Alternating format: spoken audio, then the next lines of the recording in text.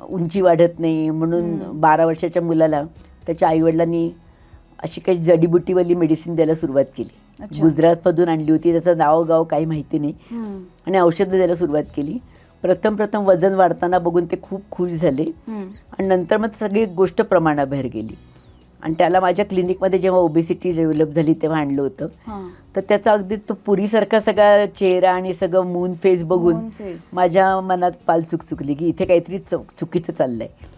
आणि मग जेव्हा त्याचा सगळा चेकअप केला तेव्हा तो पूर्णपणे किडनी फेल झाल्या होत्या. म्हणजे क्रिएटिनिन लेवल एवढी वाढली होती की एवढ्या 12 वर्षाच्या मुलाला आता म्हणजे कसं त्याचं किडनी सुधारणार होतं पण माहिती नाही मला.